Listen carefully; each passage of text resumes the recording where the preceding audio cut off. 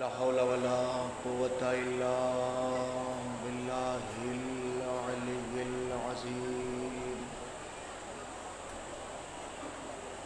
أعوذ بالله السميع العليم من الشيطان اللعين الرجيم. بسم الله الرحمن الرحيم. الحمد لله وكفى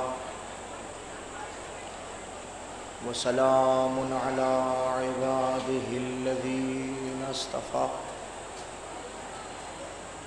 خصوصا على محمد المصطفى وعلي المرتضى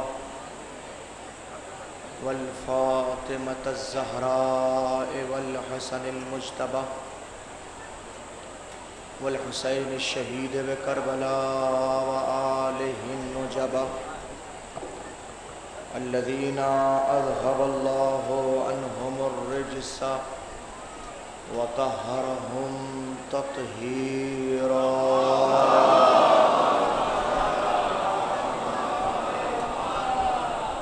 ولعنة الله على ظالميه الأعداء وقاتليه الأشقياء ما دام الصبح والمساء. أما بعد فقد قال الله تبارك وتعالى في محكم كتابه العلى والفرقانه الهدى. بسم الله الرحمن الرحيم. إنما وليكم الله ورسوله والذين آمنوا الذين يقيمون الصلاة ويؤتون الزكاة وهم راكعون.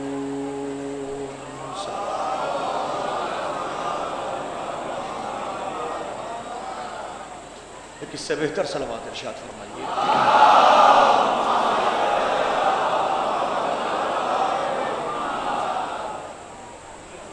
بزرگان قوم و ملت، نوجوانان عزیز، بحق مولا امیر المومنین خداوند علی اعلیٰ، آپ حضرات کے یہاں آنے کو قبول فرمائیں انشاءاللہ. اور جو افراد اپنی اپنی خواہشات اور دعا کے ساتھ یہاں پر حاضر ہوئے ہیں، مولا مشکل کشا کے صدقے میں وہ تمام مشاکل آپ کی دور ہو جائیں انشاءاللہ. آج کی اس تاریخ میں آپ لوگوں کا یہاں تشریف لانا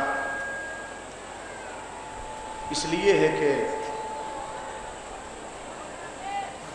زمانے کا دستور بھی ہے کہ جب بھی کبھی باپ کا پرسہ دینا ہوتا ہے تو ہمیشہ اولاد کو اس کا پرسہ دیا جاتا ہے. بارگاہ امیر المومنین میں آنے کے بعد میں آپ حضرات اس مائک کو ٹھیک کریں بھائی. بالکل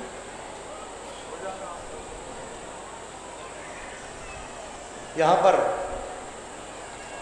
اگر آپ دروازے پر کھڑے ہوں گے تو دائیں طرف ایک بیٹے کا روضہ ہے اور بائیں طرف ایک بیٹے کا روضہ ہے. تو یہاں آپ بہت سکون کے ساتھ میں بیٹوں کو باپ کا پرسہ دیں گے. لیکن مسئلہ اگر کبھی کسی چھوٹی سی جگہ کا ہو تو بات فقط پرسے ہی کی حد تک رہ جاتی ہے. لیکن آپ لوگوں کا جوق در جوق تشریف لے کے آنا، مسلسل آنا، اس انہماک کے ساتھ آنا، اس محبت کے ساتھ آنا، اس والہانہ کیفیت کے ساتھ آنا کہ مسلسل پورا علاقہ اس وقت آپ کی طرف دیکھ رہا ہے کہ آخر یہ کہاں جا رہے ہیں. تو جب بات ایک سوالیہ نشان لگا رہی ہو تو ضرورت یہ ہے کہ پھر بتایا بھی جائے کہ جس کا پرسہ دینے جا رہے ہیں وہ ہے کون. سمجھ رہے ہیں آپ؟ اگر بالفرض دیکھیے یہ باتیں عموماً آگے آگے جو لوگ رہتے ہیں وہ نوجوان طبقہ رہتا ہے. سوال زیادہ نوجوانوں سے پوچھا جاتا ہے, کہاں, کیوں, کس لیے. تو اگر کوئی پوچھے تو میرا قوم کا ایک نوجوان کھڑے ہو کہ یہ تو بتائے کہ کون تھا وہ جس کے لیے ہم ماہ مبارک میں اپنے گھر کو چھوڑ کے وہاں جا رہے ہیں. کوئی تو ایسا ہونا چاہیے. اور دیکھیں یاد رکھیں, لوگ بہت ہیں دنیا کے اندر, قائدین بہت ہیں, مذہب کے بھی قائد بہت ہیں, سیاست کے بھی قائد بہت ہیں, مگر ہر کسی شخصیت میں اتنی جاذبیت نہیں ہوتی کہ ہر کسی کو اپنی طرف کھینچ سکے. کچھ کہہ رہا ہوں میں, ہر کسی میں قوت نہیں ہوتی کہ ہر کوئی ہر کسی کو کھینچ سکے. یہاں کا کمال یہ ہے کہ یہاں اس دروازے پہ آنے والے صرف اپنے نہیں ہوتے. اگر اپنے ہوتے تو ہم کہتے اس شخصیت میں صرف اپنوں کو کھینچنے کی صلاحیت ہے, مگر ہم جب دیکھتے ہیں تو ذات علی وہ ہے کہ یہاں ہر قوم و ملت کا انسان اپنی انسانیت کو ثابت کرنے کے لیے آتا ہے.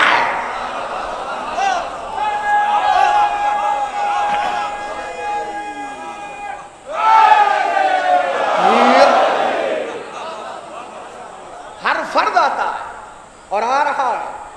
اور دیکھیے کمال کی بات یہ ہے کہ جہاں معرفت بڑھتی ہے وہاں غیر بھی آتا ہے,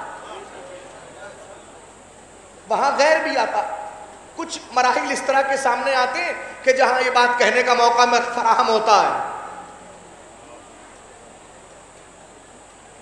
یہ پورا علاقہ, دیکھیے میرا تعلق سرزمین میرٹھ پہ رسول پور دھولڑی سے ہے, لیکن سرزمین بجنور میں جہاں ہمارا یہ درگاہ عالیہ کے محل وقوع ہے, یہاں اطراف میں کتنی بستیاں اپنی ہیں.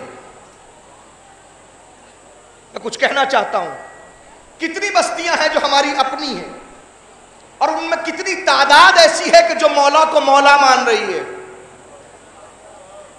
لیکن یہاں پر صرف بجنور کے افراد تو نہیں آئے, نہ جانے کہاں کہاں سے کھچ کھچ کے چلے آ رہے ہیں. کیوں آ رہے ہیں؟ اس لیے کہ جہاں معرفت بڑھتی ہے وہاں لوگ آتے ہیں. اب دیکھیے اس بات کو اتفاقاً میں دہلی میں انڈیا اسلامک کلچر سینٹر میں یوم علی کے حوالے سے میں نے ایک مرتبہ عرض کیا تھا, بہت توجہ, میں مقام تمہید میں اس بات کو رکھ کے اور گفتگو کو آگے لے کے جا رہا ہوں, اور پھر اپنے نوجوانوں کو میں تعارف علی کروانا چاہتا ہوں تاکہ علی دماغ میں اس طرح بیٹھے کہ کوئی دشمن نکالنے پا چاہے تو نکال نہ سکے. غور کیجئے گا, میں نے اس بات کو پڑھا. اب جس شخصیت کے حوالے سے کہہ رہا ہوں اس شخصیت کا نام سن لیں آپ. سرزمین بیروت, لبنان کی کیپٹل, لبنان کی راجدھانی, وہاں ایک شخصیت پیدا ہوئی جس کا تعلق مسلمانوں سے نہیں تھا, جس کا تعلق عالم اسلام سے نہیں تھا. عیسائی مجتمع سے پیدا ہونے والا ایک انسان, نام ہے جارج جرداق. جارج جرداق نام سن لیں آپ. 2 مرتبہ میری اپنی ملاقات ہوئی اور اس واقعے کی تصدیق میں نے خود جارج جرداق سے کی ہے, کہ وہ شام میں الحوضۃ العلمیہ زینبیہ میں ایک پورے سال میں مولائے متقیان کے حوالے سے 13 رجب المرجب کو ایک مہرجان ہوا کرتی تھی, کانفرنس, جس میں ان کو بلایا جاتا تھا. وہ بیروت سے آیا کرتے تھے دمشق کے اندر. اب سنیے وہ کون ہے, کیا کہا انہوں نے, کیا حیثیت ہے. انہوں نے کتاب لکھی, اس کا نام ہے الصوت العدالت الانسانیہ, جس کا ترجمہ ہندوستان میں تقریباً 1965 کے بعد میں ہوا ہے اصلاح سے. مولانا محمد باقر صاحب نے اس کا ترجمہ کیا ہے. ترجمے کا نام ہے ندائے عدالت انسانی. یہ کیا ہے؟ یہ مولائے متقیان کی مولا امیر المومنین کی ایک سوانح عمری ہے، انسائکلوپیڈیا آف امام علی، سمجھ رہے ہیں آپ؟ یہ جب انہوں نے لکھی، لکھنے کے بعد میں یہ مسلمانوں کے بہت سے علماء کے پاس گیا، اور جانے کے بعد اس نے کہا کہ یہ میں نے کتاب تمہارے ایک خلیفہ کی سوانح عمری میں لکھی ہے، اس کو چھاپ دو۔ تو اس کو دیکھ کے علماء نے کہا کہ کس کی لکھی ہے؟ کیونکہ یہ علی کی سوانح عمری لکھی ہے۔ انہوں نے کہا ہمارے پاس بہت ہے، ہمیں ضرورت نہیں ہے تمہارے سوانح عمری کی، لے جاؤ اس کو۔ وہ کہتا میں پریشان ہوا، اور پریشان ہونے کے بعد وہ اپنے مسودے کے ساتھ میں ایک چرچ میں جا کے بیٹھ گیا، اور بیٹھنے کے بعد سوچ رہا تھا کہ تو نے کوئی غلط کام تو نہیں کیا۔ پریشانی کے عالم میں بیٹھے سوچتا رہا، چرچ کے اندر دعا ہوئی، دعا ختم ہوئی، سب لوگ چلے گئے، یہ بیٹھا رہا۔ اس کو پتہ نہیں کیا ہوا کیا نہیں ہوا۔ ظاہر ہے کہ جس نے محنت کی ہوتی ہے اور اس کی محنت رائے گاں جا رہی ہو تو پھر اس کو احساس ہوتا ہے۔ نتیجہ یہ ہوا کہ جب سب چلے گئے اور چرچ کے فادر نے دیکھا کہ یہ بیٹھا ہوا ہے، تو ایک مرتبہ چرچ کا فادر قریب آیا، کندھے پہ ہاتھ رکھا، بیٹا خیریت سے ہے؟ کیا پرابلم ہے؟ فادر پرابلم ایسی ہے جس کو میں آپ سے ڈسکس نہیں کر سکتا، آپ سے نہیں بتا سکتا۔ کہ نہیں بیٹا ایسی کون سی بات ہے، بتاؤ، ممکن ہے کہ میرے پاس اس کا سولوشن ہو، ممکن ہے میں اس کا کوئی حل نکال سکوں۔ کہ فادر پرابلم یہ ہے کہ میں نے مسلمانوں کے ایک خلیفہ کی سوانح عمری لکھی تھی، میں مسلمانوں کے پاس میں گیا کہ اس کو پرنٹ کر دو، تو انہوں نے کہا ہمارے پاس بہت ہے، اور میں نے بڑی محنت سے لکھی ہے۔ تو چرچ کے فادر نے کہا کہ ذرا بتاؤ کس خلیفہ کی تم نے سوانح عمری لکھی ہے؟ کس خلیفہ کی؟ جو خلیفہ بھی تو بہت ہے نا، کس خلیفہ کی سوانح عمری لکھی ہے؟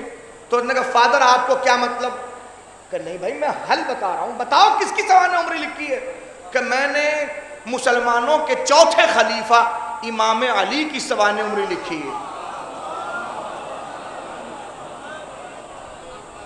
کہنے اچھا یہ مسئلہ ہے؟ تو کہنے لگے پھر پرابلم تمہیں پرنٹ کی ہے نا؟ کیونکہ جی فادر پرنٹ کی پرابلم ہے۔ تو کہنے ٹھیک ہے تم اٹھو، اس کو پرنٹ کرانے کا اہتمام کرو، پرابلم فنڈ کی ہوگی نا، جتنا بھی خرچ ہوگا چرچ دے گا۔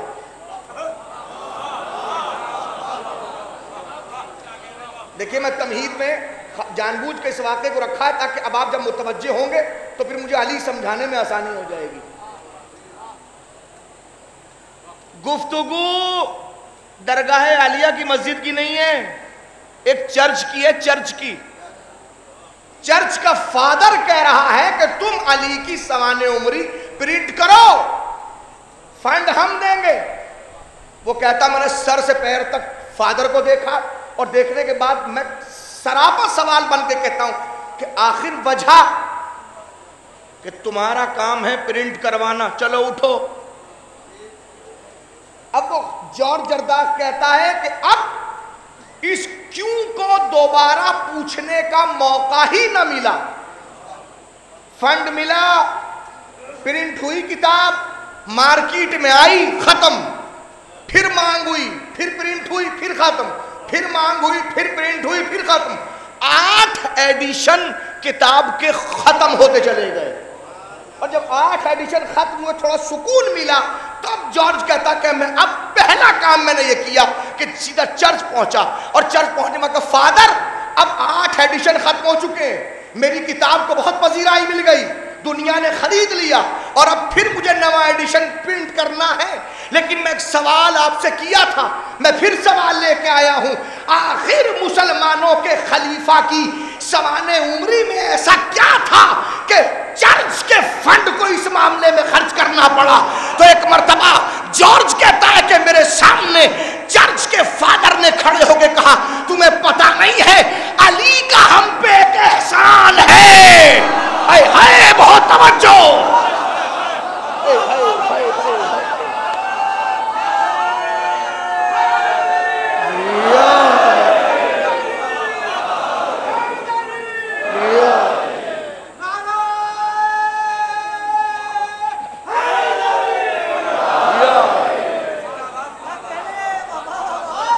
کہہ کون رہا ہے؟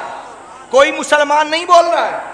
جارج جرداق کے میرے سامنے کھڑا ہوا فادر کہہ رہا ہے ہمارے اوپر علی کا ایک احسان ہے، احسان.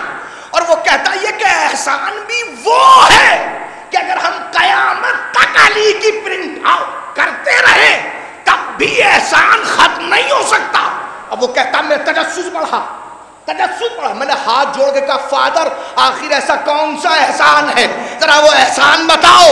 علی کا کون سا عالم مسیحیت کے اوپر احسان ہے؟ تو ایک مرتبہ چرچ کا فادر کہتا ہے جب علی مسند اقتدار پہ آئے اور علی بنا میں خلیفہ، بنا میں بادشاہ، بنا میں شہنشاہ، تخت پہ جلوہ افروز ہوئے تو عالم مسیحیت کا ایک وفد علی کی بارگاہ میں گیا اور جانے کے بعد کہتا ہے اے امیر المومنین آپ کی پوری حکومت میں ہم اقلیت میں ہیں، ہم الپ سنکھیک ہیں، ہم اس منزل کے اوپر مائنورٹی میں ہیں، ہمارے کیا حقوق ہوں گے؟ تو ایک مرتبہ علی نے مسکرا کے دیکھا. ہم مسکرا کے دیکھنے کے بعد کہا تم میری حکومت میں اقلیت میں ہو لیکن تمہیں اپنے مذہب کی مکمل طور پہ آزادی ہے. تم جس طرح چاہو چرچ کھولو، جس طرح چاہو چرچ بند کرو، جس طرح چاہو انجیل پڑھو. اور اس کے بعد چرچ کا فادر کہتا ہے کہ اپنی حکومت میں بھی ہمیں اتنی آزادی نہیں ملی جتنی علی کے دور حکومت.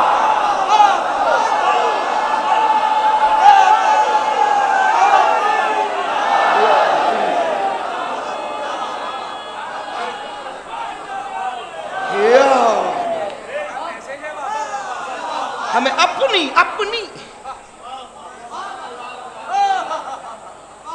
میں نے کتاب کا نام لیا. یہاں میرے سامنے بیٹھے ہوئے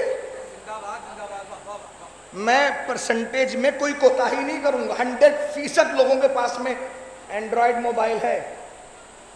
گوگل میں سرچ کر لیں جارج جرداق، کتاب سامنے آ جائے گی. کتاب کے 9ویں ایڈیشن اگر آپ کو مل جائے تو 9ویں ایڈیشن میں یہ مقدمہ موجود ہے. اب مجھے بتائیے یہ کہا کس نے؟ مسلمانوں نے کہا، شیعوں نے کہا. ہم پہ علی کے غلو کا الزام لگانے والوں صرف یہ قوم علی علی نہیں کرتی، جو علی کو سمجھتا ہے علی علی کرتا ہے. جو سمجھتا ہے، جو حیدری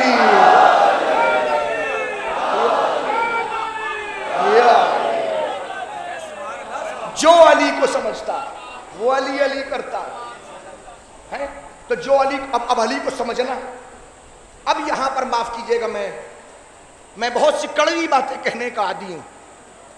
کڑوی باتیں اس لیے کہہ رہا ہوں کہ اب شب 21 رمضان مبارک کو مجھے اس علی کو اپنی قوم کے جوانوں کو سمجھانا پڑ رہا ہے جس کو غیر بھی سمجھتے ہیں.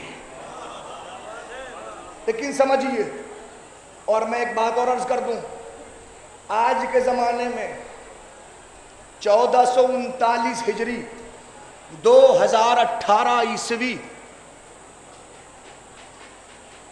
بہت برا وقت ہے.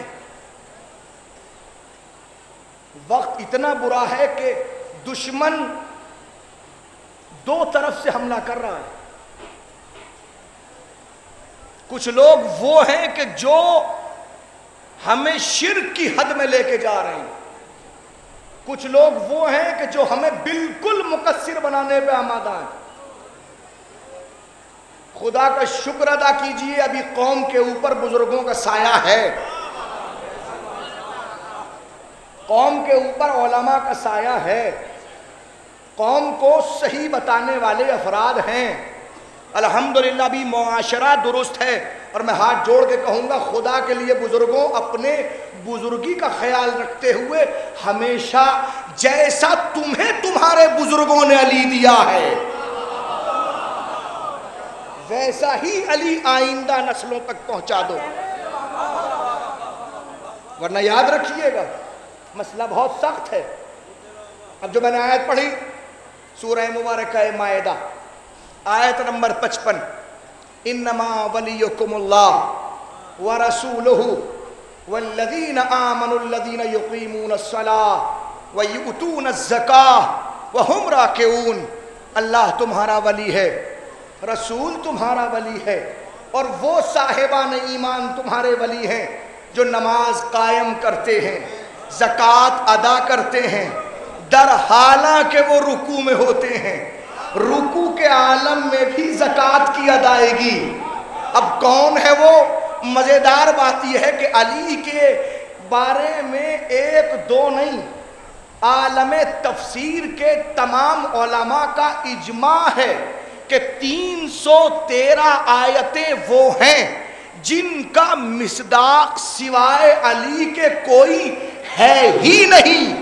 ان 313 آیتوں میں 312 آیتیں وہ ہیں کہ جن کے مصداق کو رسول نے خود بتایا. بہت توجہ، 312 آیتیں وہ ہیں جن کے مصداق کو رسول نے بتایا، لیکن یہ 313ویں آیت ایسی ہے جس کے مصداق کو رسول نے بتایا نہیں ہے، امت سے پوچھا ہے.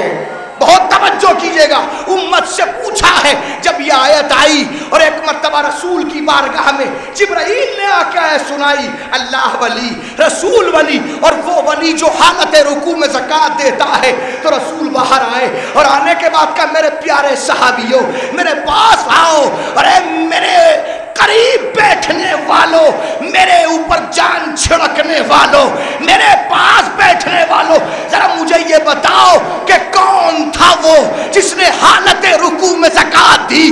تمام صحابیوں نے مل کے کہا یا رسول اللہ وہ علی نے زکوٰۃ دی ہے، وہ علی نے زکوٰۃ دی ہے، وہ علی نے زکوٰۃ دی ہے.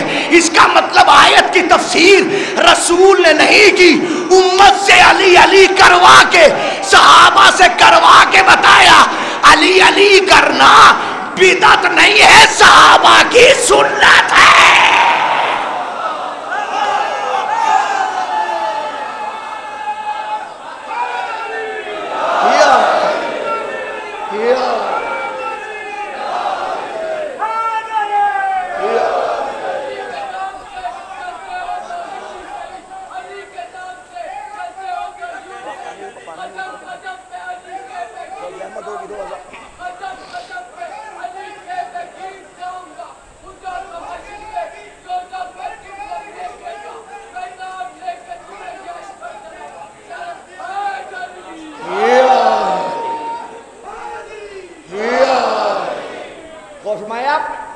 اب یہ امت کا کام ہے، صحابہ کی سنت ہے اس منزل کے اوپر.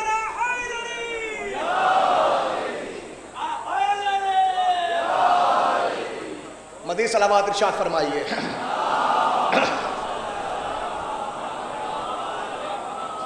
اور پھر دیکھیے علی سمجھانے میں کبھی کبھی بہت آسانی اس لیے بھی ہوتی ہے کہ کبھی موقع بہت اچھا ملتا.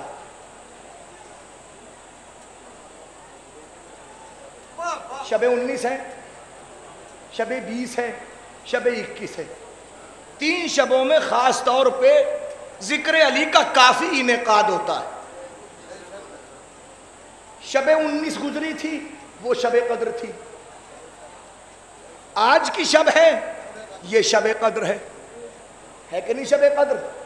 شب قدر کا مطلب کیا؟ قدر والی رات. قدر والی رات. اب میرے سامنے مجمع بیٹھا ہے، دیکھیے اللہ آپ کے اعمال کو قبول فرمائے انشاءاللہ. اور اس شب قدر کے وسیلے سے جتنے بھی پریشان حال ہیں ان کی پریشانی کو اللہ جلد از جلد دور فرمائے انشاءاللہ. جتنے مریض ہیں اللہ ان کو شفاء کاملہ، خصوصاً ایک مریض محترم رضا حیدر صاحب کوما کے عالم میں ہیں، اللہ ان کو بھی شفاء کاملہ اور عاجلہ عنایت فرمائے انشاءاللہ. جتنے ہی مریض جو لوگ حاجت لے کے آئے پروردگار ان کے ہاتھ کو پورا کریں انشاءاللہ. قدر والی رات. کیوں قدر والی رات ہے یہ؟ کہ اس سے بڑھ کے معظم رات کوئی نہیں ہے. کیسی رات ہے؟ لیلۃ القدر خیر من الف شہر. ایسی رات جو 1000 مہینوں سے افضل. 1000 مہینوں، راتوں سے نہیں، 1000 مہینوں سے.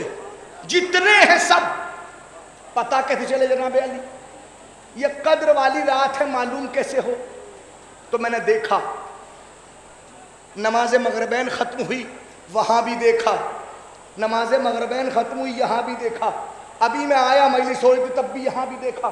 ممکن ہے کچھ لوگ جو اندر بیٹھے ہوئے ایک صاحب اور وہ کیا کر رہے ہیں کہ قدر والی رات کی پہچان یہ ہے کہ قرآن کو بلند کرتے ہیں، قرآن کو بلند کرتے ہیں، ہاتھ کے سامنے سر پہ رکھتے ہیں، بلند کرتے ہیں نا۔ کیوں بلند کرتے ہیں؟ تاکہ معلوم ہو کہ قدر والی رات ہے۔ اللہم بحق ھذا القرآن و بحق من ارسلتہ بہ، پڑھی نا آپ نے دعا، اے پروا تجھے اس قرآن کا واسطہ، اس قرآن کا واسطہ۔ تو قرآن اٹھایا اور پھر آپ نے کہا اس قرآن کا واسطہ۔ تو کیا یہ سنت ہے؟ کہ بالکل سنت ہے، سنت ہے تو پھر رسول نے اٹھایا ہوگا۔ سنت تو وہی ہے جو رسول کرے، رسول کہے، رسول کے سامنے ہو کہ نہیں۔ مسئلہ فقط سنت کا دائرہ رسول تک نہیں ہے، جو رسول کرے یا رسول جیسا کرے، ٹھیک ہے نا، رسول کرے یا رسول جیسا کرے۔ اب اٹھایا قرآن، اللہم بحق ھذا القرآن، تو کہ رسول اٹھائیں گے؟ کہ رسول اٹھا نہیں سکتے، کیوں؟ اس لیے قرآن رسول کے دل پر اترا، جو چیز دل پہ ہو اسے اٹھائے کیسے؟ تو اے رسول پھر معلوم کیسے ہو قدر کیا ہے؟ کہ دیکھو تم صامت کو اٹھاتے ہو، میں ناطق کو اٹھا، تم صامت کو اٹھا،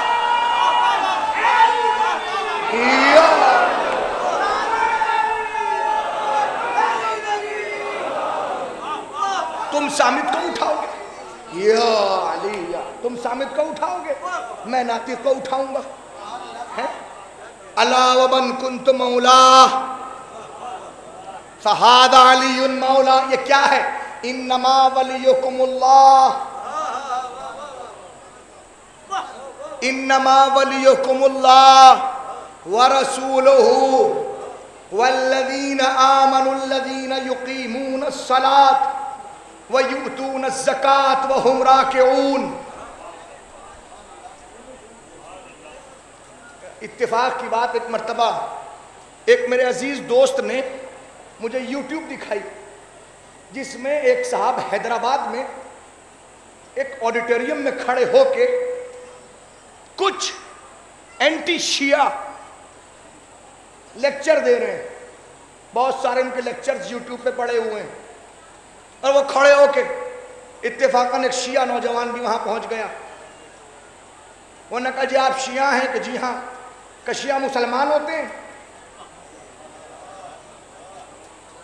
آپ شیعہ ہیں؟ کہ جی۔ کہ شیعہ مسلمان ہوتے ہیں؟ انہیں جو آپ سمجھیں، جو آپ سمجھیں، جواب دیکھیے، جو آپ سمجھیں۔ کہ اچھا اگر آپ مسلمان ہیں تو کلمہ سنائیے۔ انہوں نے کہا لا الہ الا اللہ محمد الرسول اللہ علی ولی اللہ ووصی رسول اللہ وخلیفتہ بلا فاصل۔ انہوں نے کہا یہ کتنے کلمے ہیں؟ انہوں نے کہا 3۔ کہ کس کس کے؟ کہ ایک اللہ کا، ایک رسول کا، اور ایک علی کا۔ انہوں نے کہا اللہ کا سناؤ۔ انہوں نے کہا لا الہ الا اللہ۔ انہوں نے کہا رسول کا سناؤ۔ انہوں نے کہا محمد الرسول اللہ۔ وہ خوش ہوئے کہ علی کا سناؤ۔ کہ علی ولی اللہ ووصی رسول اللہ وخلیفتہ بلا فاصل۔ انہوں نے کہا بھائی یہ تعجب ہے، اللہ کا کلمہ اتنا سا، رسول کا اتنا سا، اور علی کے کلمے کی بات آئی تو آپ نے ریل چلا دی۔ ریل. اس نے تڑپ کے فون کہا ہم سے نہ پوچھو, قرآن میں جاؤ, جا کے آئے ولایت پڑھو. انما ولیکم اللہ اتنا سا ورسولہ اتنا سا والذین آمنوا الذین یقیمون الصلاۃ ویؤتون الزکاۃ وہم راکعون. ہم سے نہ پوچھ, اللہ ریل چلا رہا ہے.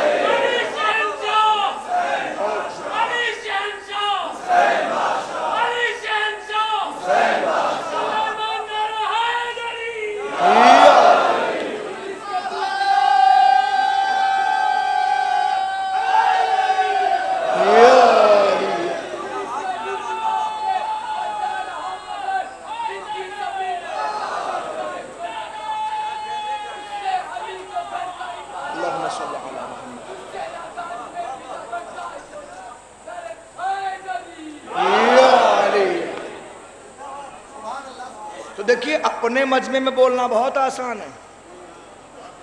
انہوں نے کہا ہم سے کیوں پوچھتا ہے, اللہ سے جا کے پوچھ. اپنا کلمہ اتنا سا, رسول کا اتنا سا. جب بات علی کی آئی تو ریل چلا دی. تو ریل تو وہ چلا رہا ہے. اب دیکھ رہے ہیں آپ یہ کیا ہے, یہ کیفیت کیا ہے, کہاں لے کے جا رہی ہے. کیوں؟ اس لیے کہ لوگ علی کو نہیں سمجھتے. علی کو سمجھیں علی کو. آخر اللہ نے بھی یہ کیفیت رکھی کیوں؟ انما ولیکم اللہ ختم, ورسولہ ختم, والذین آمنوا الذین یقیمون الصلاۃ ویؤتون الزکاۃ وہم راکعون.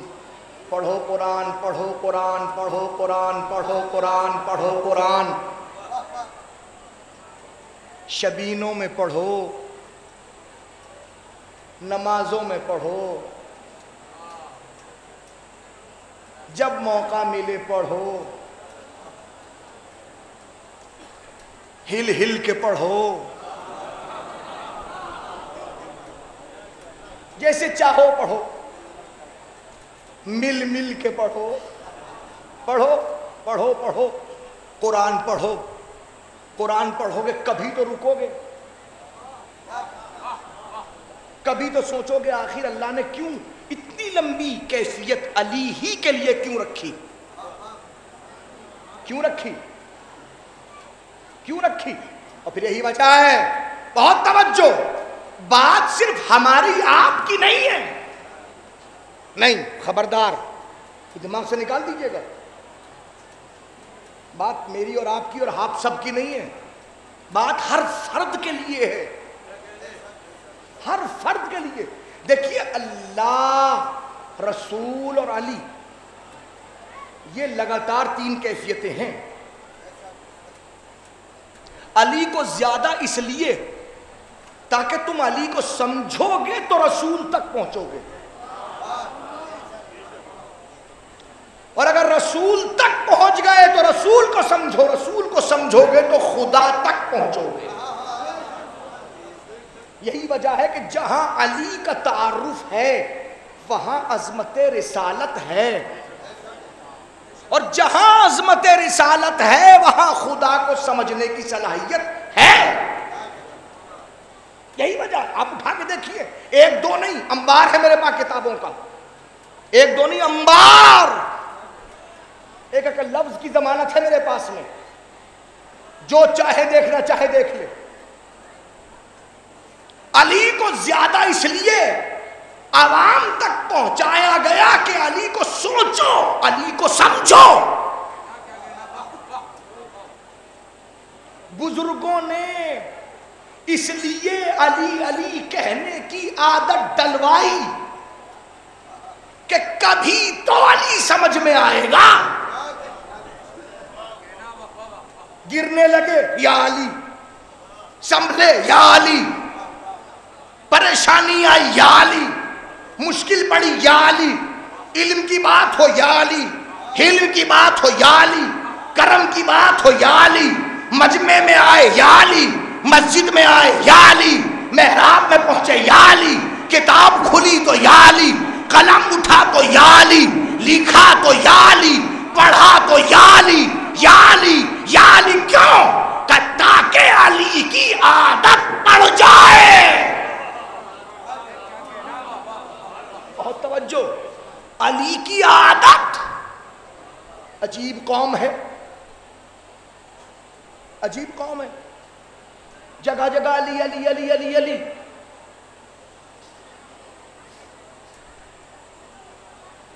کبھی اللہ کو نہیں بلاتے،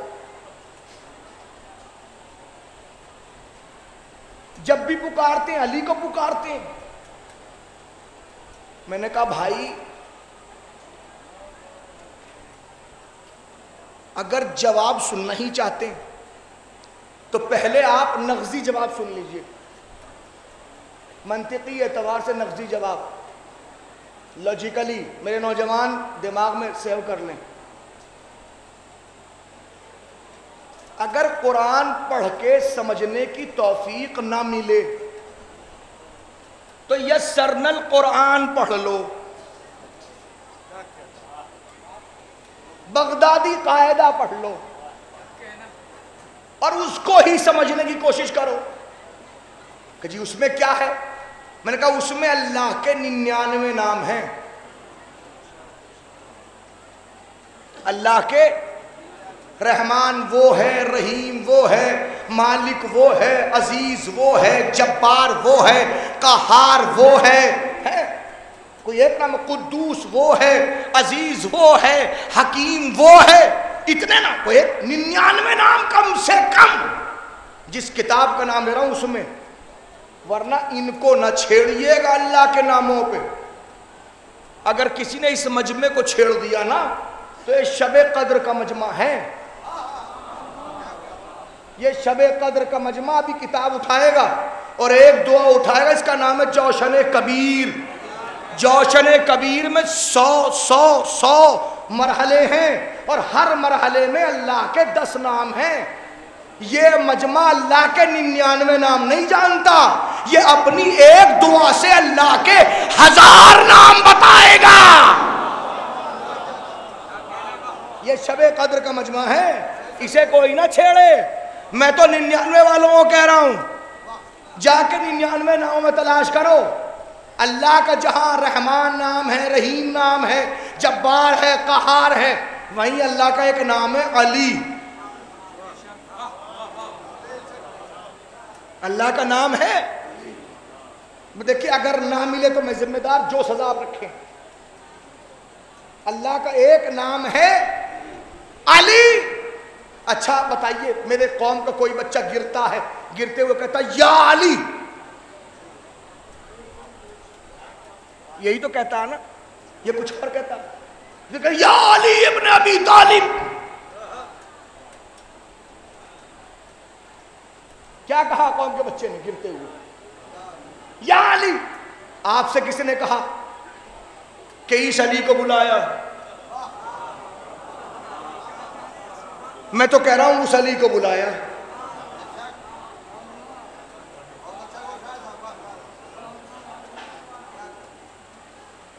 سمجھ میں آ گئی بات؟ اور اگر آپ بات سننے ہی پہ آتے تو سنیے، سچ بات ہی ہم اسی کو بلاتے ہیں۔ ہم انہی کو بلاتے ہیں، اس کو نہیں بلاتے۔ کیوں؟ اس لیے کہ ان کو بلانے میں ہمیں فائدہ ہے۔ اب آپ کہیں گے کیسے؟ بہت توجہ، کیسے؟ اب اس کیسے کو سنیے آپ۔ اس لیے ان کو بلاتے ہیں، ان کو بلانے میں پوری قوم کو فائدہ۔ فائدہ کیسے؟ فائدہ ایسے کہ علم معانی و بیان نے بتایا کہ جب اسم ایک ہو، مسمى 2 ہو اور بلانے والا بغیر کسی صفت کے بلائے تو دونوں دیکھتے ہیں۔ دیکھیں میں نے بہت گہری بات کہہ دی لیکن بہت سے لوگوں کے دماغ میں نہیں آئی. آئیے سمجھا دوں میں. اب سمجھیے, جو سمجھ گئے ان کے سمجھنے میں میرا سبحان اللہ ہے. اب سمجھیے علم معنی و بیان نے کیا, جب اسم ایک ہو مسمى دو ہو, کیا مطلب؟ بھئی دیکھیں میرا نام محمد اطہر, تو ایسا تو نہیں ہے کہ محمد اطہر اللہ کی طرف سے صرف میرے ہی لیے مخصوص کیا گیا ہو. اطہر نام کے ممکن ہے یہاں 2-3 اور بھی بیٹھے ہوں گے, ہو سکتا ہے جو ہی بیٹھے ہوں اطہر نام کے بیٹھے ہوں گے. اب اتفاق ایک اطہر ممبر پہ بیٹھا ہوا ہے, ایک وہاں اطہر, ایک وہاں اطہر, ایک اطہر وہاں ہے, تو گویا مجلس میں 4 اطہر ہو گئے, ایک ممبر پہ, ایک ادھر دائیں, ایک ادھر پیچھے, ایک ادھر, 4 اطہر ہو گئے مجلس کے اندر.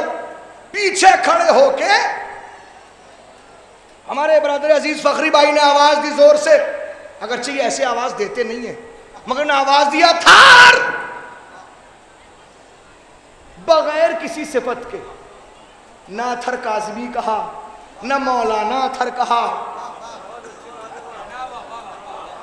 میں نے آواز وہاں سے کھڑے ہو کے دیا اطہر.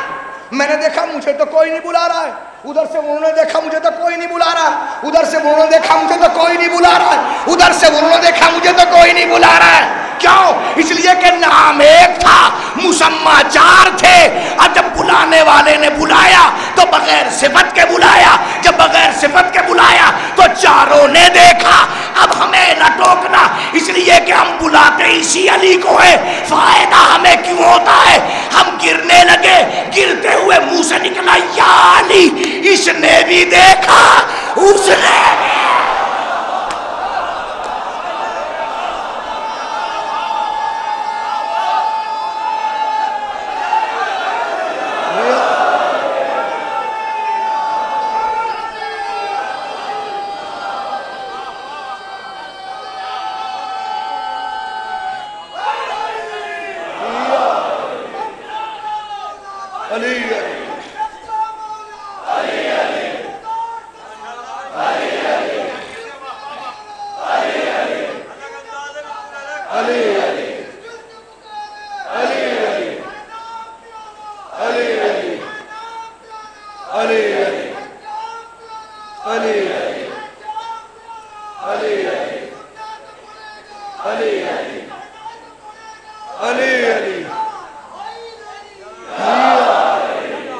غور کیا آپ نے؟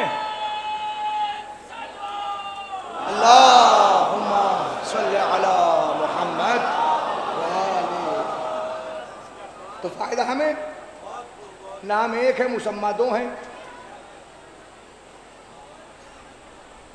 یہ کبھی کبھی کچھ باتیں بزرگ جو دیتے ہیں نا بہت اچھی ہوتی ہیں, اس لیے اسلام نے بہت شدت کے ساتھ بزرگوں کا ادب کرنے کا حکم دیا کہ ہمیشہ بزرگوں کا ادب کرو. اس لیے کہ بزرگوں کو تجربہ ہوتا ہے وہ بہت کامیاب ہوتا ہے, اور وہ انسان نہایت کامیاب ہے جو بزرگوں کے تجربے سے استفادہ کرے. لہذا بزرگوں کا احترام کیجئے ہمیشہ, اس میں کوئی کوتاہی نہیں ہونی چاہیے. اب ایک بزرگ نے مجھے بتایا, کبھی سوچا ہے آپ نے یا علی کہ آپ سنبھلتے کیوں ہیں؟ میں نے کہا جی وہ کیسے؟ کہتے کہ گرتے ہوئے سنبھالنے کا 2 ہی طریقے ہوتے ہیں. کوئی بھی گر رہا ہو اس کو سنبھالنے کے صرف 2 طریقے. بہت توجہ, کہیں قرآن میں نہیں لکھا, کہیں حدیث میں نہیں ہے, یہ بات بزرگوں کے تجربے نے بتائی کہ جب بھی کوئی گر رہا ہو سنبھالنے کے 2 طریقے. ایک طریقہ یہ کوئی نیچے سے پکڑ لے تو سنبھلتا ہے, دوسرا طریقہ کوئی اوپر سے تھام لے تو پکڑتا ہے. اب سمجھ میں آیا یا علی کہنے والا کوئی گرتا کیوں نہیں ہے؟ ارے جب یا علی کہنے والا کہتا ہے یا علی, ارے فرش والا پکڑ لیتا ہے, عرش والا تھام لیتا ہے. سنبھالنے والا سمجھتا ہے.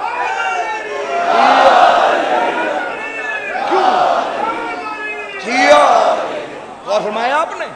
تو سنبھلنے والا سنبھلتا کیسے؟ اس لیے سنبھلتا تو کیوں؟ تاکہ آپ علی کے عادی بن جائیں, جب علی کے عادی بنے تو معلوم ہو کہ وہ علی ہیں کون، وہ علی ہیں کون۔ اب وہ علی کون ہے؟ ایک روایت، بہت توجہ، کتاب کا نام الاختصاص، شیخ مفید علیہ الرحمہ کی لکھی ہوئی کتاب، صفحہ نمبر 268۔ روایت سنیے آپ۔ روایت میں ہے کہ ایک مرتبہ مسجد میں بیٹھے ہوئے علی، چاروں طرف اصحاب کا مجموعہ، ایک مرد اعرابی مسجد میں داخل ہوا اور آ کے علی کے پاس سلام کر کے بیٹھا اور ہاتھ جوڑ کے کچھ کہنا چاہا۔ علی نے گفتگو کو روک کے اس سے کہا بتاؤ کیا چاہتے ہو؟ روایت بالکل عجیب ہے، لیکن جہاں تک میں لے کے جا رہا ہوں اس روایت کو سنیے گا۔ ہاتھ جوڑ کے اس نے یا علی، یہ کہا کیا کہنا چاہتے ہو؟ کہ یا علی، بہت توجہ، تربوز کھانے کا دل کر رہا ہے، بطیخ تربوز کھانے کا دل کر رہا ہے، میرے پاس پیسے نہیں ہیں، میں تربوز کھانا چاہتا ہوں۔ علی نے قمبر کو دیکھا، جیب میں ہاتھ ڈالا،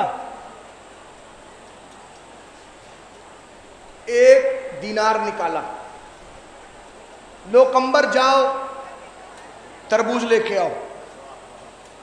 قمبر گئے، بازار سے 3 تربوز ملے، 3 تربوز ملے۔ میں جو کہہ رہا ہوں، جس طرح کہہ رہا ہوں، جس طرح کہہ رہا ہوں، جس طرح کہہ رہا ہوں، اس طرح کا ذمہ دار ہوں۔ جس طرح کوئی سمجھے اس کا بالکل ذمہ دار نہیں۔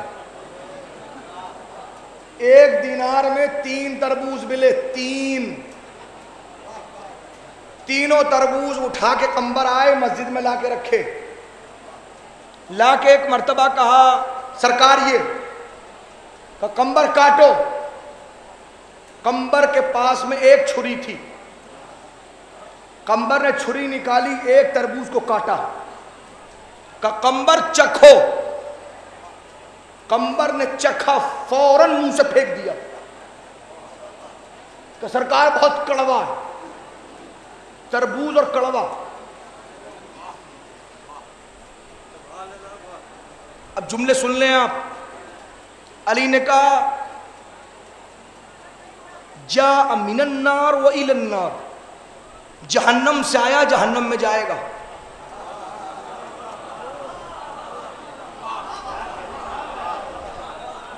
شیخ مفید الاختصاص، صفحہ نمبر 268۔ جہنم سے آیا ہے جہنم میں جائے گا۔ قمبر دوسرا کاٹو۔ قمبر نے پھر چھری استعمال کی، چکھو۔ قمبر نے چکھا، پھر پھینک دیا، تھوک دیا۔ سرکار کھٹا ہے، تربوز اور کھٹا، پہلے کڑوا دوسرا کھٹا۔ علی نے پھر جملہ دہرایا، جہنم سے آیا ہے جہنم میں جائے گا۔ قمبر کاٹو۔ قمبر نے تیسرا کاٹا، اس کے کٹنے کے بعد تو کھڑے ہو گئے قمبر، شدید بدبو نکلی، شدید بدبو۔ علی نے مسکرا کے کہا جہنم سے آیا ہے جہنم میں جائے گا، قمبر پھینک دو۔ قمبر نے سب کو اٹھایا مسجد کے باہر، جب باہر پھینک دیا تو وہ مرد عربی جو آیا تھا اس نے بڑی التجائی نظروں سے علی کو دیکھا، یا علی کیا آج تربوز نہیں ملے گا؟ علی نے پھر جیب میں ہاتھ ڈالا، پھر دینار نکالا، قمبر جاؤ۔ قمبر گئے، اب جو آئے تو 1 ہی تربوز ملا۔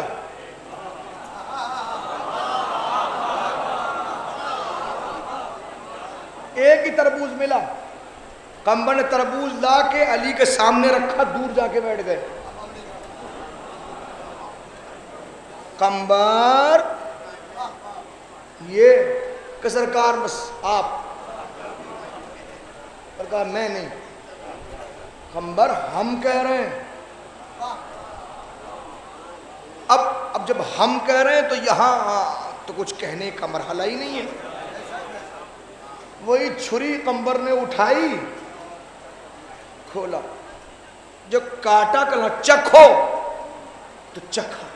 سرکار ماشاءاللہ سبحان اللہ، سرکار بہت شیریں ہے، سرکار بہت اچھا ہے، خوشبو والا ہے، بہت عمدہ ہے کہ کھاؤ اور خود نہ کھاؤ، یہ جتنے ہیں سب کو کھلاؤ، جو آیا اس کو خاص طور پہ کھلاؤ۔ تربوز کھلا دیا گیا، لیکن جیسے آپ کے چہروں پہ میں ایک سوالیہ نشان دیکھ رہا ہوں نا، ایسے ہی وہاں بھی علی کی بارگاہ میں بہت سے چہرے سوالیہ نشان بن گئے۔ جب تربوز ختم ہو گیا تو قمبر نے ہاتھ جوڑ لی، سرکار، علی نے کہا میں جانتا ہوں تو کیا پوچھے گا،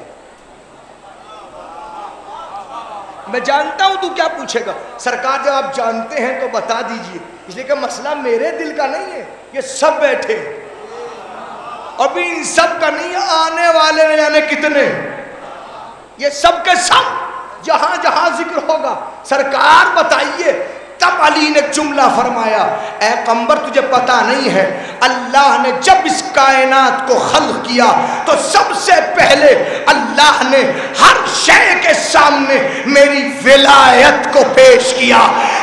جس نے میری ولایت کو قبول کر لیا اللہ نے اس کو خوشبو عطا کر دی، شیرینی عطا کر دی، اس کو مہک دے دی، اور جس نے انکار کیا اس کو بدبو ملی، کیڑے ملے، بدبو ملی، کیڑے ملے۔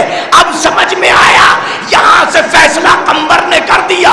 دیکھو یاد رکھو، بہت توجہ، مزاج کسی بھی شے کا سمجھنا ہو تو میری طرح سے اپنے پاس ایک چھری رکھ لینا، علی کے نام کی چھری، علی کے نام کو پیش کر دینا۔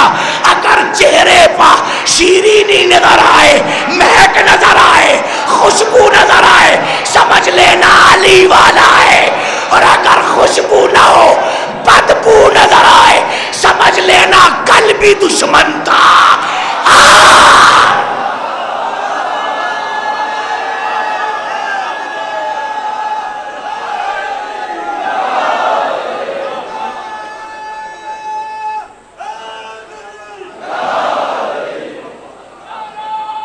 یہ کیا ہے؟ یہ کیا ہے؟ یہ ولایت ہے، یہ علی کو لوگوں تک پہنچانے کی ایک ضرورت ہے۔ بہت توجہ، علی پہنچاؤ، لوگوں تک پہنچاؤ، سمجھاؤ علی کو، بتلاؤ علی کو۔ صلوات پڑھیں محمد و آل محمد۔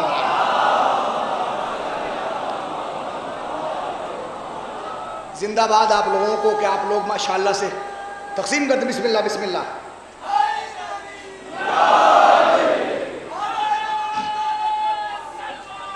پانی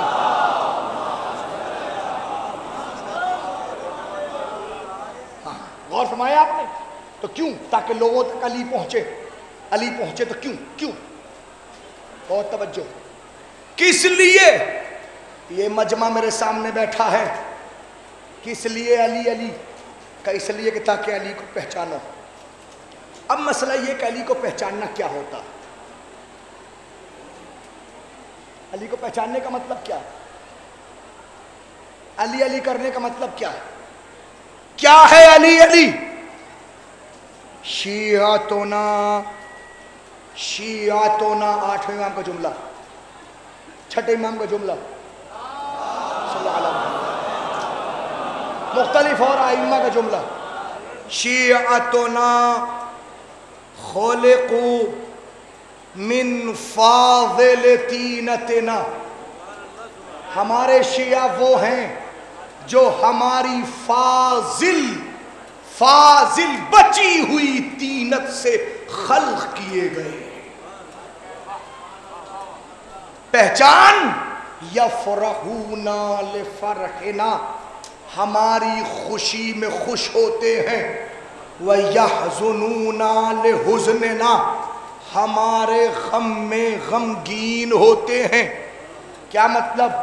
جب ایک علی والا اپنی منزل کمال معرفت علی پہ آئے گا تو پھر اس کو اتنی پہچان ہونی چاہیے کہ اہل بیت اور علی ائمہ معصومین کس بات سے خوش ہوتے ہیں، کس بات سے غمگین ہوتے ہیں.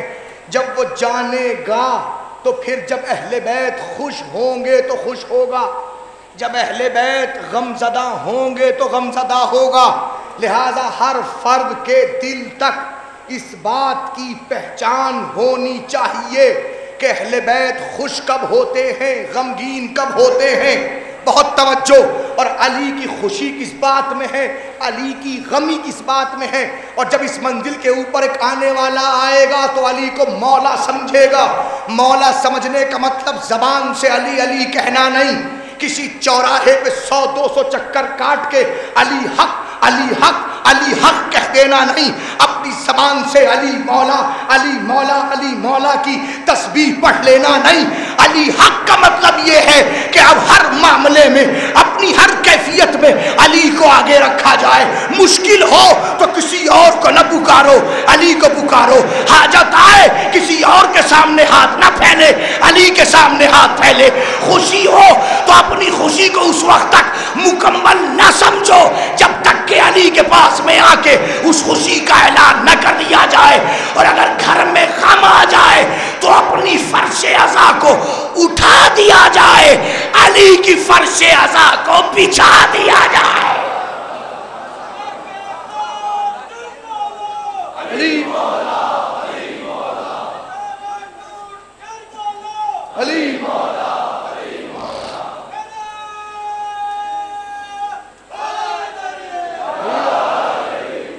بس میں عرض کر چکا، آپ کی سماعتوں کا شکریہ.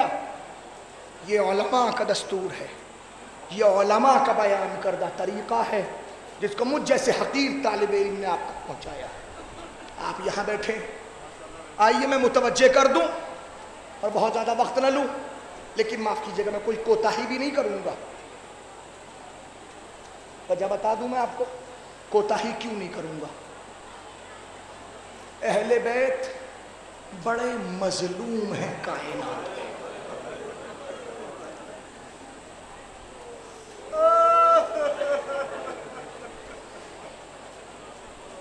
بڑے مظلوم ہیں.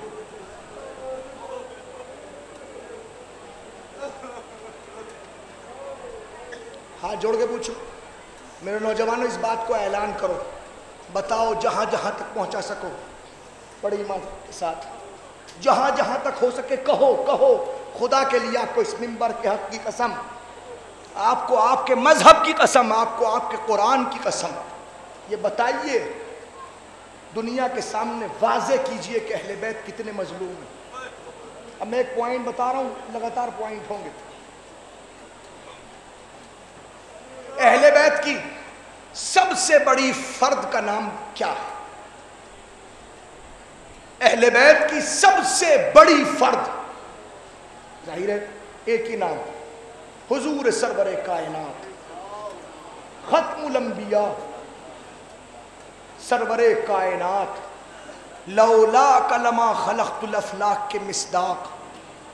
بعد از خدا اگر کوئی ہے، میں اس پورے مجمع کی طرف سے مکمل طور پر دنیا کو یقین دہانی کرا رہا ہوں اور میری آواز پہنچ رہی ہے دنیا تک کہ اس پورے مجمع کی نظروں میں اللہ کے بعد اگر کوئی ہے تو وہ شخصیت کا نام صرف اور صرف حضرت خاتم الانبیاء، بس کوئی اور نہیں ہے. اب میں جملہ کہوں، حضور کے ساتھ حج آخر میں کتنا مجمع ہے؟ مجھے نہیں پتا کتنا مجمع، نہ تاریخ نے لکھا، لیکن ہاں حج کے بعد جب حضور مکے سے نکل کے مدینے کی طرف گئے ہیں تو ایک جگہ درمیان میں ٹھہریں جس جگہ کا نام ہے خم غدیر. خم غدیر میں مجمع کتنا تھا یہ لکھا ہے 1,25,000 1,40,000 1,60,000. تو ظاہر ہے مکے سے نکل کے حضور کے ساتھ میں 250 کلومیٹر دور تک کون جائے گا؟ جس کو حضور کے ساتھ جانا ہے وہی تو جائے گا. مکے والے چھوڑنے تو نہیں جائیں گے وہاں تک. یہ جائیں گے؟ نہیں جائیں گے نا. اس کا مطلب یہ کہ حج میں جو مکے میں تھے تو مکے میں رہ گئے نا، ہے نا. میں سب سے چھوٹی روایت کو مانوں 1,25,000. حج کب ہوتا ہے؟ ذی الحجہ میں. ذی الحجہ کی 9 10 11 12 9 10 11 12 یہ 4 تاریخیں ہیں حج کی. ذی الحجہ، ذی الحجہ کے بعد آتا ہے محرم، محرم کے بعد آتا ہے سفر.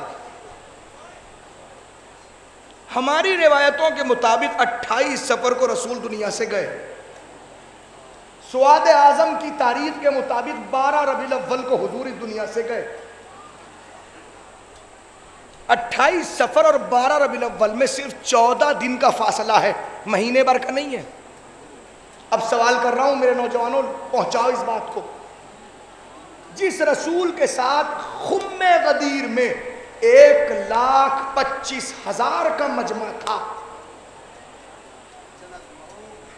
2.5 مہینے کے بعد جب یہ رسول دنیا سے گیا، بس ایک سوال، رسول کے جنازے میں کتنے افراد ہونے چاہیے تھے؟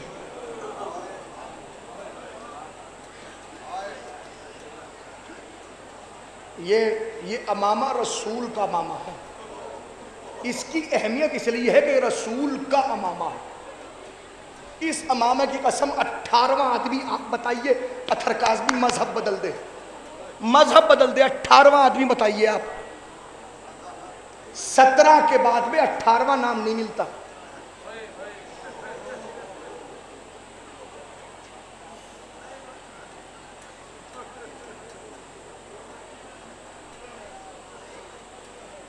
میں کیسے کہوں؟ اچھا دوسری بات بتاؤں آپ کو، 17 آدمی یہ زیادہ تعداد ہے. 9 11 14 17 یہ تعداد ہے. یہ رسول پھر فوراً 75 دن یا 95 دن رسول کا ایک ٹکڑا اس دنیا سے گیا. میں پھر ٹھہرا ہوں، رکیے 2 منٹ رکیے، میں پھر پیچھے آ رہا ہوں. رسول کے جنازے میں 17 آدمی ہے نا. اب میں پوچھوں، میں معاف کیجئے گا، میں جہاں تک ذہن میں لانا چاہتا ہوں میرے ساتھ آئیے. میں ہاتھ جوڑ کے پھر پوچھوں ایک سوال اور، رسول کا جنازہ اٹھا کس ٹائم ہے؟ کیا دن کے اجالے میں اٹھا تھا یا رات کی تاریکی میں اٹھا تھا؟ جو رسول رحمت للعالمین بن کے آیا، آخر ہوا کیا کہ اس کا جنازہ رات کی تاریکی میں 9 11 14 17 آدمی اٹھا رہے ہیں.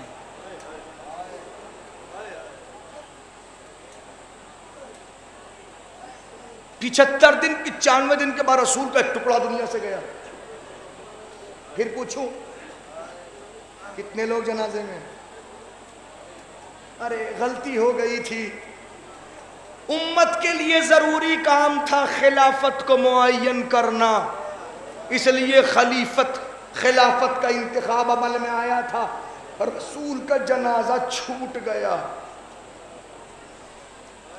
شرمندگی تھی، ندامت تھی، غلطی ہوئی تھی، تو چلو کل کے جنازے میں نہ صحیح،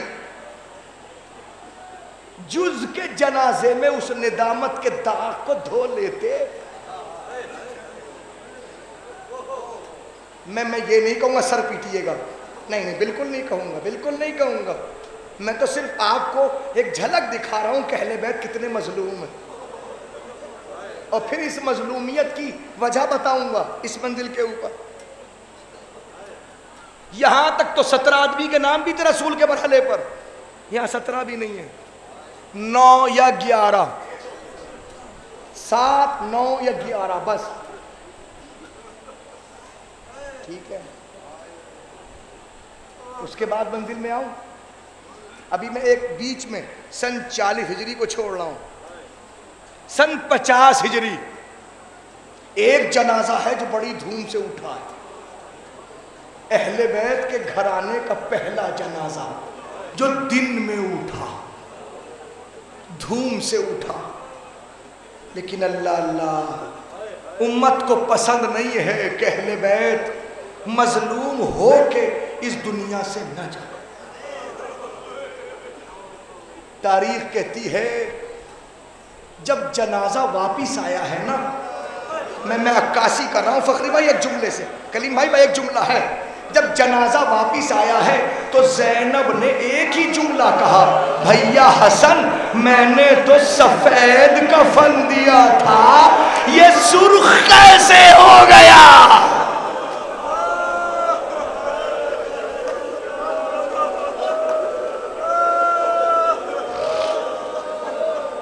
اجرکم اللہ، اجرکم اللہ.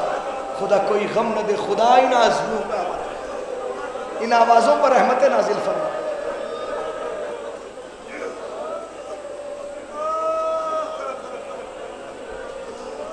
اور 10 سال کے بعد پھر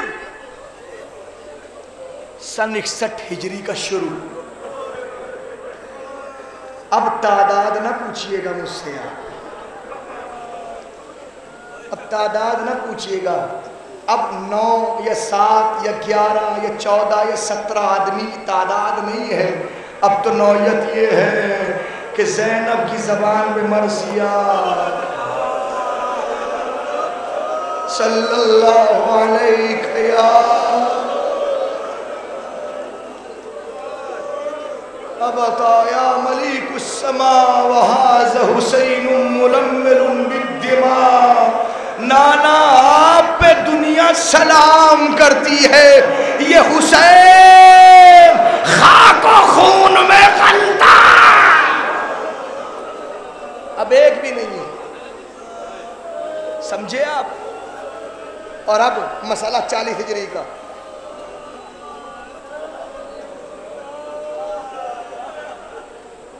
اب میں ایک عجیب بات کر رہا ہوں خدمت میں. آغا باقر بہبہانی کی لکھی ہوئی کتاب الدمعۃ الثاقبہ جا کے دیکھ لیں، پہلی جلد میں روایت موجود ہے. میں بالکل عجیب بات کہہ رہا ہوں اور اس لیے میں نے روکا تھا 40 ہجری کو. دل پہ چوٹ لگے مجھے معاف کیجئے گا. رسول کے جنازے میں 17 آدمی ہے نا، تو 17 آدمی کیسے ہوں گے؟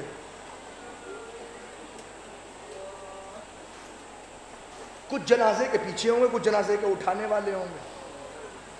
تاریخ نے لکھا 4 لوگوں نے جنازہ اٹھایا. فاطمہ کے جنازے میں 9 ہیں مگر 4 اٹھانے والے ہیں. حسن کے جنازے میں کثرت ہے مگر 4 اٹھانے والے ہیں. حسین کا جنازہ اٹھا ہی نہیں، وہاں تو سوال ہی نہیں ہے. لیکن میں پوچھوں جا کے دیکھیے آگے باقر بہبہانی کتاب، جب علی کا جنازہ اٹھا ہے نا تو صرف پیچھے سے حسن و حسین نے اٹھایا ہے، آگے سے کسی نے جنازہ نہیں اٹھایا.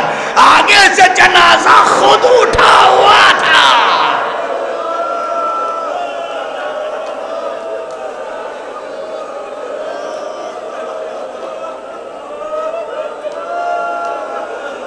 میں شام 5 بجے یہاں پہنچا، جب سے ہی مسلسل سوچ رہا تھا آخر یہ جوگ در جوگ اتنے لوگ کیوں آ رہے ہیں. اب سمجھ میں آیا، یہ عباس کو دیکھ کے کہتے ہیں، حسین کو دیکھ کے کہتے ہیں مولا وہاں کوئی نہ تھا، ہم جنازہ اٹھانے.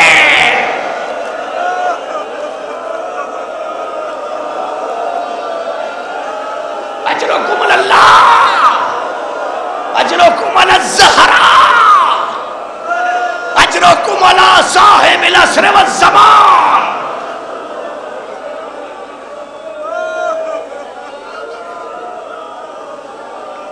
علی کا ایک بیٹا زندہ ہے، میں نے 2 کا بتایا جن کے روزے ہیں، لیکن ایک زندہ ہے. ذرا درمیان میں دیکھیے کہیں علی کا وہ بیٹا بیٹھا ہوگا. مولا اپنے جد کا پرزا.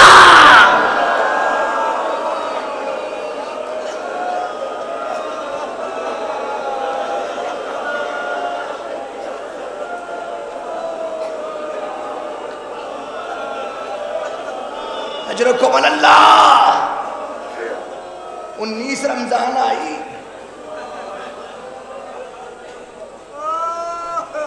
چھوٹی بیٹی کے گھر میں مہمان ہیں علی.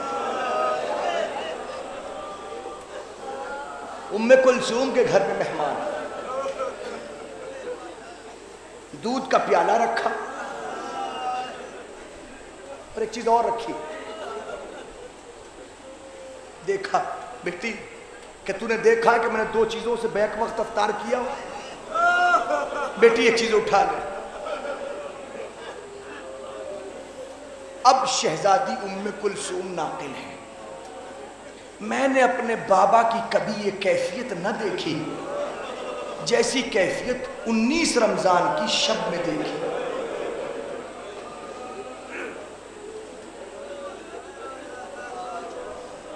میرے گھر میں مہمان تھے, کھانا کھا کے لیٹ رہے, اٹھتے تھے صحن میں آتے تھے, آسمان کو دیکھتے تھے, پھر آتے تھے بستر پر لیٹ جاتے تھے, تھوڑی دیر بعد اٹھتے تھے, پھر باہر نکلتے تھے, آسمان کو دیکھتے تھے, پھر واپس آ کے بستر پر لیٹ رہتے تھے, پھر اٹھتے تھے, باہر نکلتے تھے, آسمان کو دیکھتے تھے. شہزادی کہتی میں نے ہاتھ جوڑ کے کہا بابا ایسی کیفیت کبھی نہ دیکھی, آخر آج ہوا کیا ہے؟ کہ بیٹی یہ وہی رات ہے جس رات کا وعدہ مجھ سے میرے بھائی رسول اللہ نے کیا تھا. بابا کون سی رات؟ بیٹا کچھ دیر صبر کر لے, تجھے معلوم ہو جائے. شہزادی کہتی ہے میں انتظار کرتی رہی, صبح کا وقت قریب تر ہوا کہ ایک مرتبہ میرے بابا نے اٹھ کے مصلی سمیٹا, تجدید وضو کیا, گھر سے نکلنے لگے. میں نے کہا بابا ابھی تو نماز کا وقت دور ہے. کہا بیٹی نماز کا وقت دور ہے مگر مجھے ملاقات کی جلدی ہے, مجھے ملاقات کی جلدی ہے. میں پریشان حال دیکھ رہی تھی. میں نے کیا دیکھا؟ بھیا حسن کو کسی نے بطخوں کا ایک جوڑا دیا تھا. جب میرے بابا چلنے لگے دونوں بطخیں توڑ کے آئے اور میرے بابا کے قدموں میں چپٹ گئے. میرے بابا چلتے چلتے رکے, بطخوں کے سر پہ ہاتھ پھیرا اور پلٹ کے مجھے دیکھا. بیٹی ام کلثوم اگر ان کے کھانے پینے کا اہتمام نہ کر سکو تو انہیں آزاد کر دے.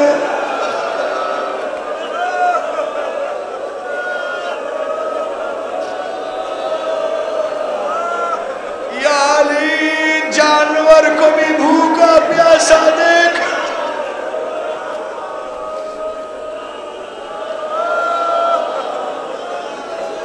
شہزادی کہتی ہیں پھر میرے حیرت کی انتہا نہ رہی جب میرے بابا آگے بڑھے, دروازہ کھولا. جب دروازہ کھولا تو دروازے میں لگی ہوئی لوہے کی میخیں دروازے سے نکلی, علی کے ہاتھوں پہ چپٹ گئی. علی نے کہا مجھے پتا ہے تو کیوں روک رہی ہے, ارے آج مجھے میرے رب سے ملاقات کو کوئی نہیں روک سکتا. مسجد پہنچے, ملعون کو جگایا, یہ کہہ کے جگایا مجھے پتا ہے تیرا ارادہ کیا ہے, اٹھ نماز پڑھ لے. علی قاتل کو بھی بے نمازی دیکھنا برداشت نہیں کرتے. گلدستہ اذان پہ کھڑے ہو کے علی نے خود اذان کری. اجرکم اللہ کوفے والوں مبارک ہو, آج علی کی اذان سننے کو مل گئی. کل آئے گی وہ تاریخ کہ علی کی آواز سنائی نہ دے گی. نماز میں مشغول ہوئے. پہلی رکعت پہلا سجدہ, ظالم کی تلوار چلی.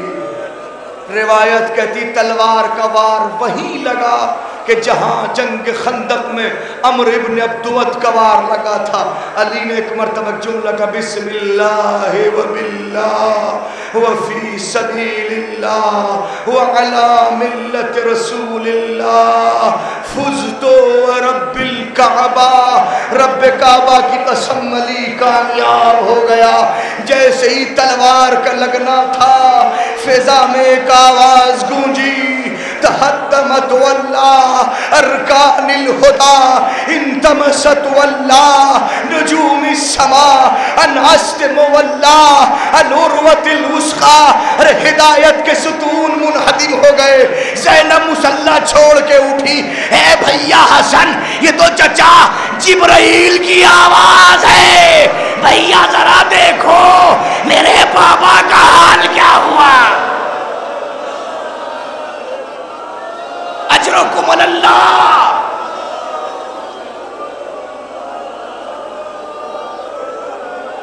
حسن و حسین دوڑ کے مسجد پہنچے، خدا کسی بیٹے کو منظر نہ دکھائے جو حسن و حسین نے دیکھا۔ علی نے حسن کو آتا ہوا دیکھا، اشارے سے کہا بیٹا حسن نماز مکمل کراؤ۔ یہ آج تک سمجھ میں نہیں آیا حسن گھر میں کیوں تھے۔ یہ تو بعد میں معلوم ہوا کہ اگر گھر میں حسن نہ ہوتے تو زینب مر جاتی۔ اجرکم اللہ۔ سمٹ گئی مسجد۔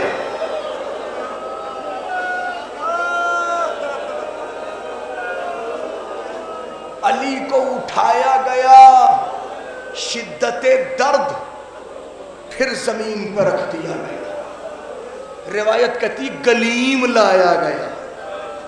گلیم وہ کیفیت ہوتی ہے کہ جس کے اندر اس طرح سے لٹایا جاتا ہے کہ اب پورا جسم یکسو ہو جاتا ہے۔ وہ گلیم میں رکھ کے علی کو لے کے چلے۔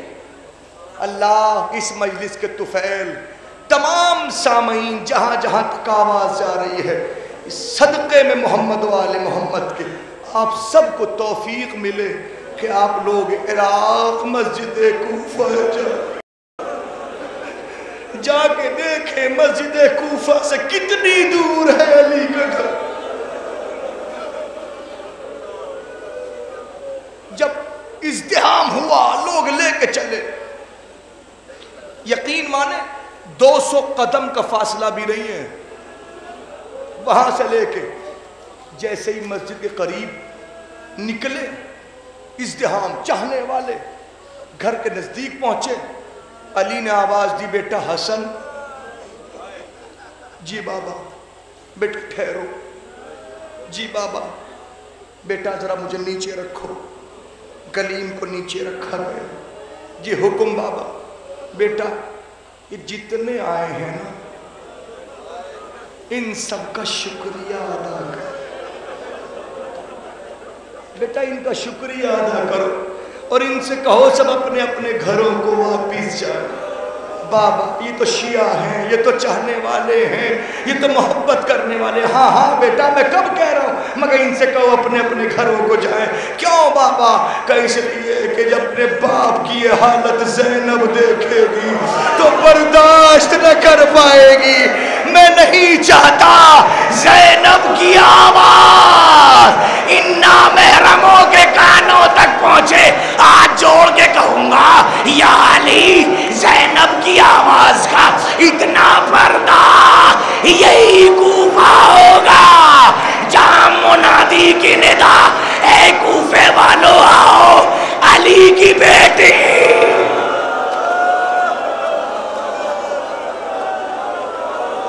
اجرکم اللہ۔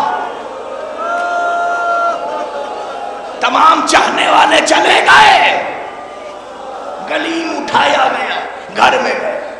اب کوئی تاریخ نہیں بتاتی گھر کے اندر کیا ہوا، بس 2 روایتیں عرض کروں گا اور آپ کی اس عبادت کے اختتام کی منزلوں تک پہنچوں گا۔ بس جب گھر میں لے جا کے علی کو لٹایا گیا تو ایک مرتبہ کوفے کے سب سے معتبر جراح کو بلایا گیا. جراح نے آنے کے بعد جیسے ہی علی کے زخم کا معائنہ کیا 2 جملے کہے. ایک جملہ یہ کہا, مجھے نہیں معلوم آپ کیسے سنیں گے. ایک جملہ یہ کہا, زخم گہرا ہے اور جس تلوار سے لگایا گیا وہ فقط تلوار نہیں ہے, اس تلوار کو ایسے زہر میں بجھویا گیا ہے کہ اس زہر کا ایک قطرہ سمندر میں ڈالا جائے تو 9 میل تک کوئی زندہ نہیں رہے. اور دوسرا جملہ کہا, اے حسن اگر اپنے باپ کو زندہ دیکھنا چاہتے ہو تو جلدی سے دودھ کا انتظام کرو, جلدی سے دودھ منگاؤ. ایک جملہ جیسے علی نے کہا, پاس کھڑے ہوئے کسی نے باہر کہا. روایت کہتی ہے پورے کوفے میں اطلاع ہو گئی علی کو دودھ کی ضرورت ہے. گھر سے چھوٹے چھوٹے بچے ہاتھ میں کوزہ دودھ لیے ہوئے, یا علی یا علی یا علی. گھر کے باہر بچے.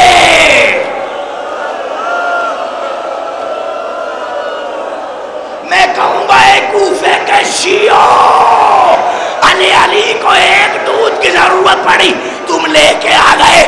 ذرا کل کربلا میں آنا, 6 مہینے کا بچہ.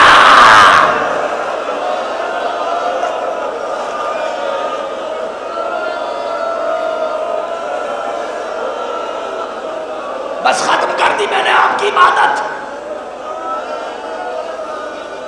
بس ختم ہو گئی عبادت. دوسری منزل سن لیں اور اپنے آپ کو آمادہ کریں اس پرسے کے لیے. آ گئی 21 رمضان کی شب, علی نے ایک مرتبہ سب کو بلا لیا, آ جاؤ میرے قریب, اب وقت ملاقات قریب ہے. اب علی کچھ باتیں کرنا چاہتا ہے. پورا وصیت نامہ علی کا موجود ہے. بس وصیت نامہ کیا, اپنے بیٹے حسن کو سپرد کرنے کے بعد کہا آؤ سب لوگ. ایک ایک کا ہاتھ پکڑتے تھے, حسن کے ہاتھ میں دیتے تھے. ایک ایک کا ہاتھ, بیٹا حسن یہ تمہارے حوالے, زینب حسن تمہارے حوالے, ام کلثوم حسن تمہارے حوالے. اللہ اللہ میں کیسے کہوں, محمد حنفیہ حسن تمہارے حوالے. ایک ایک شخصیت کو علی نے حسن کے حوالے کر دیا. اور ایک مرتبہ حسن کے حوالے کرنے کے بعد ایک مرتبہ علی خاموش ہوئے. ایک کونے سے رونے کی آواز بلند ہو. علی کے سر میں زخم ہے. بیٹا حسن ذرا بتاؤ یہ کون رو رہا ہے؟ بابا مادر گرامی ام البنین رو رہی ہے. بیٹا ام البنین کو قریب بلاؤ. فاطمہ میرے نزدیک آؤ. فاطمہ کلابیہ نزدیک پہنچی. اے فاطمہ رونے کی علت کیا ہے, رونے کا سبب کیا ہے, رونے کی وجہ کیا ہے؟ ہاتھ جوڑ لیے, مولا آپ نے بھرے گھر کو مولا حسن کے سپرد کر دیا. کیا میرے عباس سے کوئی ہائے ہائے ہائے میں کیسے کہوں, تمام کے کہا مولا کیا میرے عباس سے کوئی کوتاہی ہو گئی کہ آپ نے عباس کو حسن کے سپرد نہ کیا. حسین کو بلایا, عباس کو بلایا, اور ایک مرتبہ حسین کے ہاتھوں کو اٹھایا, عباس کے ہاتھوں میں دے کے کہا عباس حسین تیرے حوالے. اے عباس حسین تیرے حوالے. اے عباس جب تک ہاتھ رہے میرا حسین, ارے عباس میرے حسین کا خیال رکھنا. میں منزل سامنے آئی, علی کی آنکھیں بند ہوئی. والیا